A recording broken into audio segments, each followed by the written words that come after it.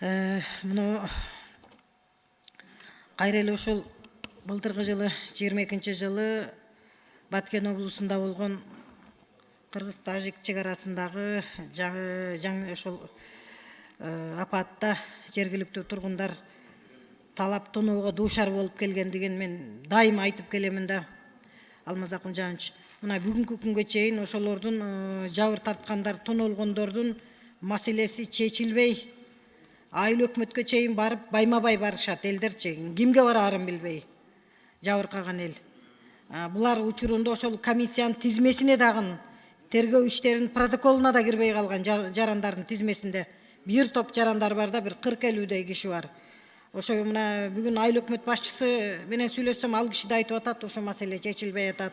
Ушу кандай болот депчи, мен Акылбек Өсөнбековичке да бул тизмени жөнөтүп ушу күтүп атабыз да. Ушуну эми чечип берип койсо жакшы болот эле, ушул маселеничи бир жагыначы, же бар же жок депчи. Бул элде эмне күнөө? Ушул маселенин төгөрөгүндө бир 10 жолу сүйлөдүм окшойт мен кеминдечи. Эми биздин элдин, айылдын чек арачы тургундар, ар бир чек арачы деген статусу бар айылдын тургундары. Ушул маселени бир чекит коюшуңуздар керек да. Муну эми сөзсүз түрдө бир пресс-конференция берип ызы чуу салабызбы? Бул чечилбесе деп атамын да. Муну колдон келе турган маселем өкмөттө. Анан эми андан сырткары Лейлек районунун Кең Талаа айыл өкмөтүндө таза суу проблемасы ушу күнгө чейин чечилбей келет. Мисалы, Жети Таш айылында таза суу боюнча 3.700.000 проект жазалган. Жери да баары дайын. Эми ар бир үйдө кран менен таза суу ичиш керек да эл. Ушул маселе да чечилбей келет. Мына 10 жылдардан бери. Анан Кең Талаа айыл өкмөтүндө ошол мен муну дагы бир 2 жолу айттым. Трансформатор маселеси. Жети Таш айылында, Кереге Таш, анан Үч Булак айылында байма-бай дайыма свет өчүп турат. Себеби трансформатордун күчү жетпейт. Мына азыр жакын келе күндөрү грант бөлүндү. Ошодон бир эң чоң 400 элдин саны өсүп атат. Бул эми чек ара айылдарына кирет. Ошол 400 киловаттык бир ушул 3 айылга трансформаторду дагы ушул өкмөттөн суранып атышат да. Эми муну айыл өкмөттүн деңгээлинде ашып барса министрликтин деңгээлинде эле чечиле турган маселе булчу.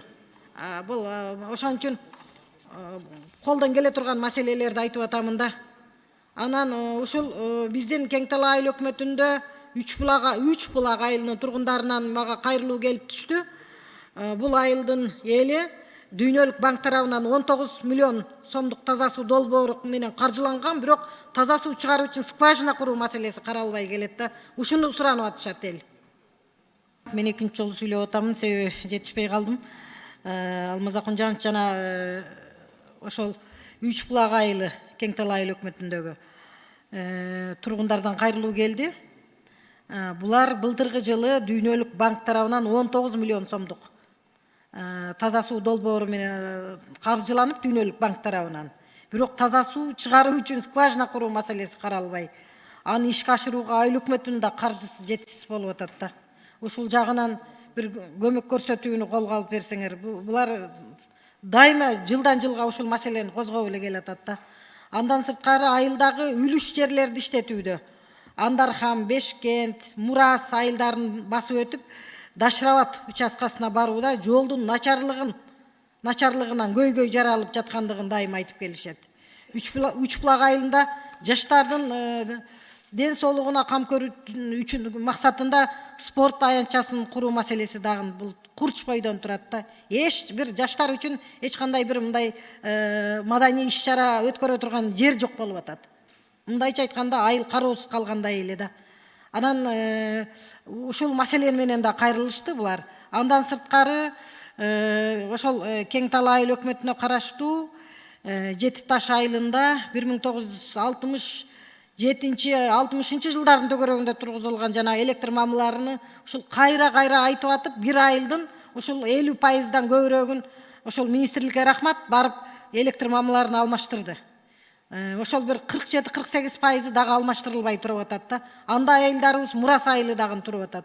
Өтө авариялык абалда туруп атат. Бул эртең кыш келсе же катуураак шамал болсо булар кулап кайрадан электр энергиясы менен эл камсыз болбой бир ызы чуу мындай бир элге бир ыңгайсыздык жаралып калат да. Ушул маселенин төгөрөгүндө да мен министрге бир канча жолу кат менен кайрылдым эле.